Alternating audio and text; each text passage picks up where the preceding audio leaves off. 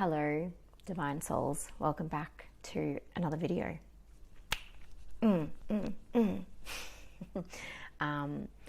Just FYI, I have been up since 4 a.m. I don't know why I'm losing my voice, but I am. And we're just going to get through this the best we can. So, if you haven't already read by the title, I love it when YouTubers say this. Wait. Scrap that. Rewind. Let's just get into it. 5 things you should know about your menstrual cycle. Now, this is something that I have grown so deeply passionate about that I even birthed an entire online program surrounding this to help women become more educated and have a greater understanding of their own body. So these 5 things I'm going to share with you in this video were things that, until I started to study women's health and specifically the menstrual cycle, pretty much because I wanted to know how to regulate my own cycle. And this was pre and post birth for me. Predominantly post-birth though, trying to regulate those hormones back out post-birth. And I also did a course specifically in pre and postnatal training. And so that really sparked my interest in women's health overall. And I was like, there's more to this. Then I learned about, the pelvic floor a lot in that. And I just want to give a little bit of background just for context before I dive in.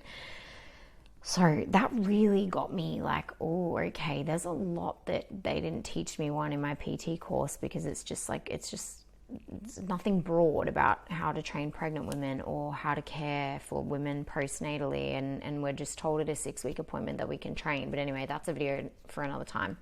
But then I started to uncover like, okay, if this is the case pre and postnatal with our pelvic floor health, what's the go then when we train with our period or with our cycle?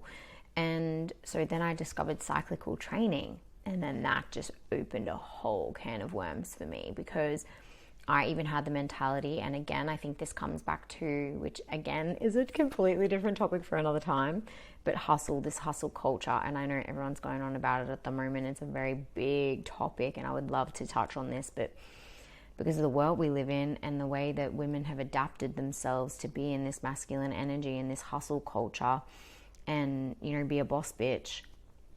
We're on all the time. And that's actually going against our natural state, our natural physiology, our entire being is not operating the way it should be, because we think that we have to do instead of just be. Right? So on that note, let me share these 5 things with you, because these 5 things not only helped me regulate my own cycle, but now that I know them, if something in the month or in my cycle is off, I know what it's indicating, and I know where the problem is, or I know where the problem could be. So then I have to work on eliminating things or doing some healing or doing, dietary changes or whatever to assist me in having a healthy cycle. And this all comes back to living with your cycle in mind. Excuse me, my voice is going it's just been a day. So let's get into the first one. So number 1, an emotional imbalance will have an effect on your cycle and how regular your cycle is. Generally speaking, an imbalance in your cycle indicates an imbalance in your body, and this is your physical and your emotional body. So the emotional body, when I refer to this is our energetic body. So what that means is we are energy. Okay, our emotions are energy. And I will always say this. If you've been following me for a while, you've probably heard me say this 100 million times. I say it a lot. I say it all the time. Emotion is energy in motion. So when I talk about our physical, like this is our physical vessel, what we can see. Obviously, we can't see energy, right? Some people can, depends what you believe. But without straying off that, without going on a tangent, because I do like to do that, the physical symptoms that your body show you come through 90% of the time from unprocessed emotion.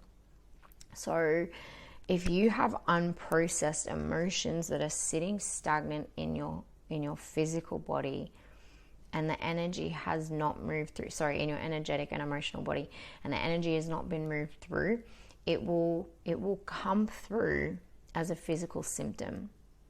It will come through as a physical symptom. And I just want to touch on this because my last period, I've only just finished it, but my last period, it was the worst period I've had in a long time. Not so much pain, but I was passing clot after clot after clot. That is so abnormal for me. But I've also got scalp psoriasis, which is when I am so stressed, when I am so run down, when I am burnt the fuck out. This is my body's way of telling me, slow the fuck down. Come back to your center, come back to yourself. So your cycle will give you, your period in general will give you a fairly good indication of what is normal and what's the other word I could use? I don't want to say not normal, because abnormal. Yes, that's the word I was looking for. So another thing I want to touch on here is painful periods was always something that I had suffered with when I was younger. And because I didn't have a deeper understanding of the emotion and how they manifest into the physical, I didn't realize why I was suffering. But I want to get to that at the end, because that's my last point about pain, because I'll get to that. Circling back. Where was I going? Oh my God. Yeah, okay, I'm going to leave that there anyway, because that's just gone from my mind. But I'll touch on what I was going to continue to say at the last point, because it's in there. I've written it in my notes. Okay, so the second one, I think I'm complete for that. Yeah, the second one, overconsumption of caffeine. So too much caffeine has an effect on our body in a way that it suppresses your appetite. It raises your level of cortisol. Cortisol is the stress hormone. So even if you don't feel stressed, some people don't feel stressed, but it doesn't mean that their body isn't under stress. Same thing goes when we exercise, right? And this is something that I go through in my online program is how to train cyclically, how to train with your cycling mind rather than smashing it like every single day for the whole month, not listening to your body. When we exercise, when we lift weights, when we do high intensity workouts, that's putting the body under stress. And yes, it's so beneficial for our health, but for a woman, there are ways that we need to go about it and train in different ways at different times of our cycle. And that's really important to note. But getting back to the cortisol, the stress hormone, has an effect on so much in the body. So that it also affects, cortisol then will have an effect on your sex hormone. So that's your testosterone, progesterone, and estrogen. Okay, it's essentially a chemical imbalance, and which leads to a hormonal imbalance, because the chemicals that are being sent from the brain to the body and how it's regulated are all out of whack. It's all out of whack. And then you also have like glycogen and insulin and all these other things that can't really do their job adequately because your stress hormone is through the fucking roof. Okay, so that's major. And this was major for me because this past month, I was so burnt out, just kept ignoring my body. Coffee after coffee after coffee. Scalp psoriasis. Boom, that was the first thing. Get my period, not healthy at all. Bled for way longer than I usually do, but it was predominantly clots. We don't want that. And I'm sharing this as an example because I know because of knowing what I know and having the knowledge that I have, I know it's the overconsumption of caffeine, and what that's causing me to do is suppress my appetite. Therefore, I don't eat. Therefore, my body's not getting the adequate nutrition. My body cannot then rest and digest and perform the way it should be because it's not being taken care of. It's not being taken care of properly. Yeah, so I know this. I'm aware of this because I'm educated. So now it's up to me to put myself back on the path. Eliminate the caffeine, eat consciously, make sure that I'm eating foods at the right phase of the cycle, which I also go through on my online program in sync. And because different things are needed at different times of the cycle, different amount of calories, different amount of, and we could go into all of that. But if you're interested to learn more in depth, in sync may just be for you. So, this can also affect your thyroid and your adrenals. So your adrenal glands.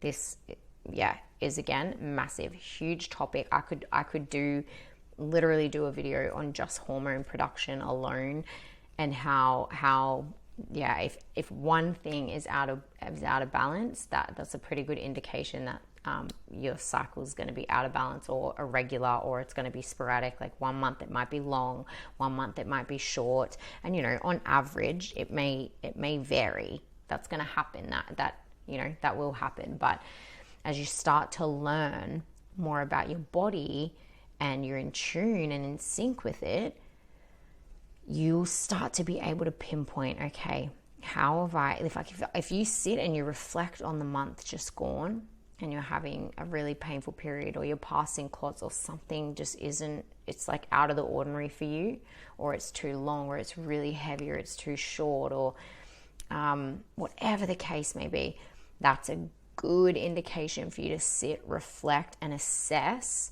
your entire month. Did you exercise too hard? Have you been suppressing your appetite? What's your caffeine consumption like? What time do you go to bed? Do you have a pair of blue light blocking glasses, which I should actually have on right now?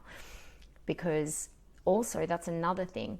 When we are watching a screen, especially at night, it's messing up our circadian rhythm.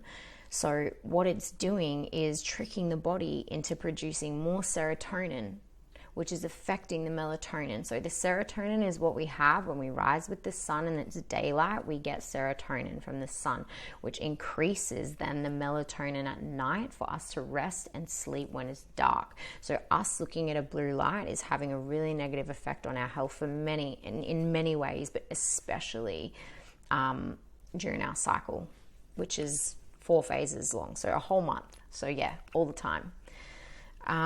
So that's another thing to keep in mind as well. But anyway, that's point 2. Point number 3.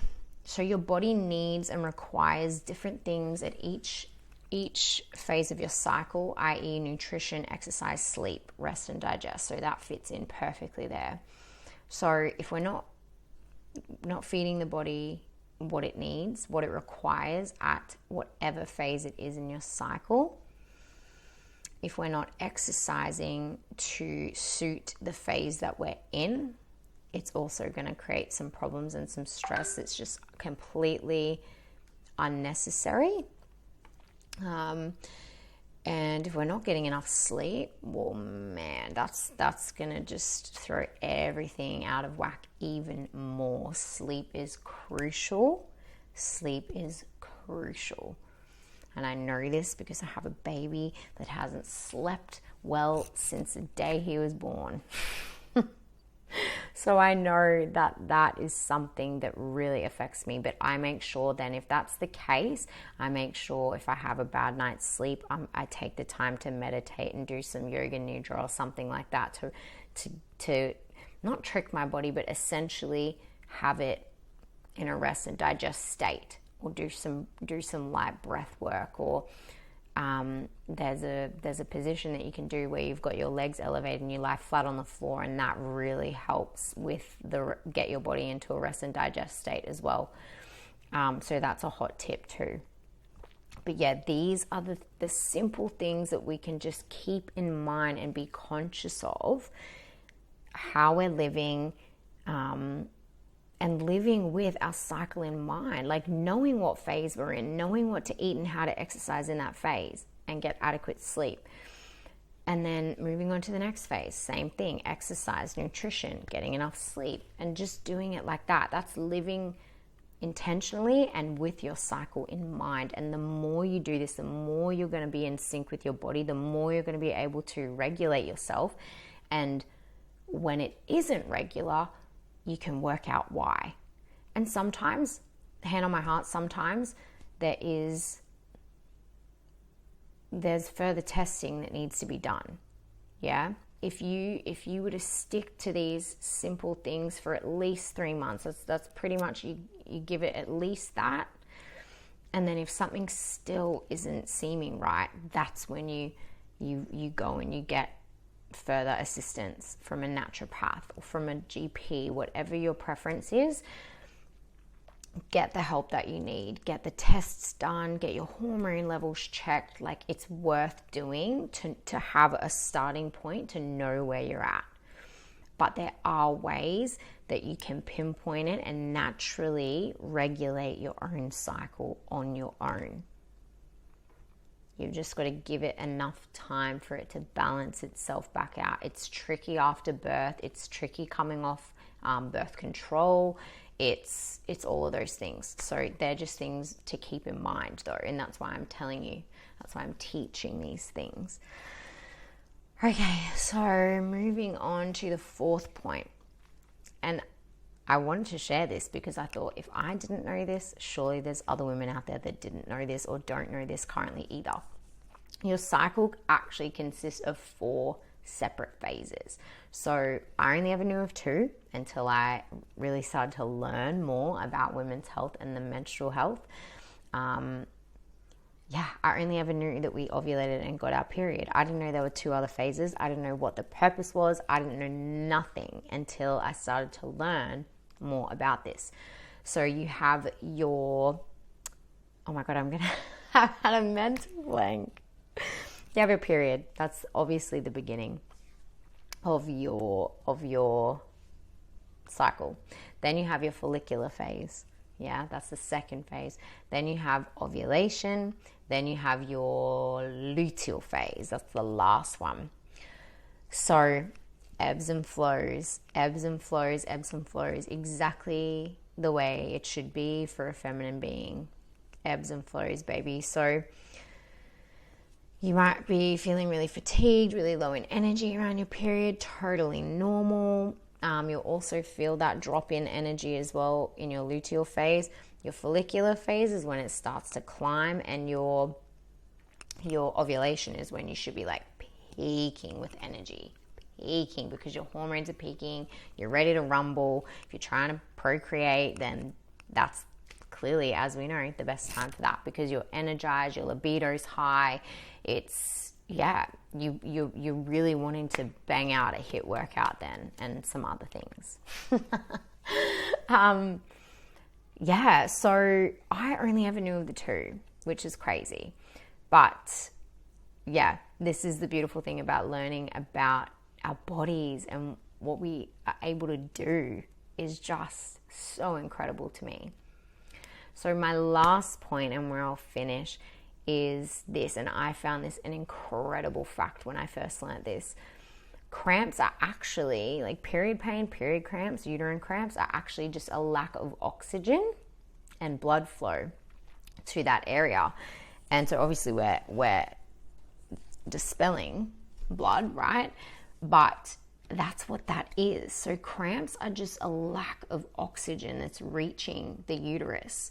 So a painful period can also indicate an imbalance or an abnormality or hormonal issues, because, fun fact, periods are not supposed to be painful. Believe it or not, they're not supposed to be painful. And I used to suffer the most debilitating period pain when I was younger, even before I even got my period. And with a lot of energy work and healing and all the things, I no longer have, or very rarely have, excruciating period. Like, and when I say debilitating, like, I could not move. I would be literally cramping in the fetal position for however many days, like 5 days, 4 days. Like, it was just hectic. It was so bad. And I was just like, wow, this is what it is. Like, this is what it means to have a period. This is what every woman goes through. Like, that's just normal. No, it's not. And you can rid yourself of that pain. Now, I know, before anybody comes at me in the comments, I understand there are plenty of different circumstances, and I know that so many women suffer painful periods because they've got PCOS or endometriosis or some other inflammatory disease. But just know that when we focus on our healing, a lot of the time we can lessen those symptoms. And a lot of the time we can lessen the PMS, we can lessen the period pain, whatever we're moving through, we can lessen that just by having these things in place and understanding that, okay, too much caffeine consumption is going to throw your hormones out of whack. Not enough sleep, same thing. If you're exercising like crazy the month long, you know, if you're not living with your cycle in mind and you're not eating the right or the correct nutrients to fuel your body at each separate phase of your cycle, like, these things can really assist and dramatically, what's the word I'm looking for? Dramatically reduce the pain you experience and your PMS symptoms. Like, I used to, I don't want to say used to, because I still do actually get PMS. Definitely not as bad. It's definitely not as bad, but I still do experience it. Just a bit of irritability, bloating, moodiness, and all the rest of it.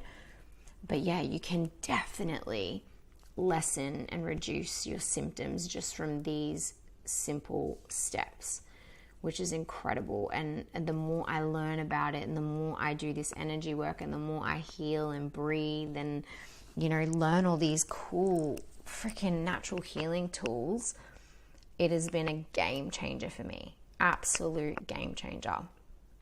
So that is it. That is 5 things you should know about your menstrual cycle, and 5 things that I really found so intriguing when I first started to learn about this stuff more in depth.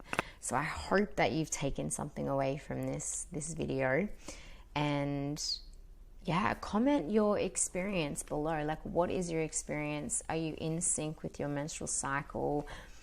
I would love to know. And if you have any questions, feel free to drop them below as well. And I will also link my In Sync program as well. So your personal guide to cyclical health. And if that's something that you want to dive a little deeper into, then by all means, that's a self-paced program. So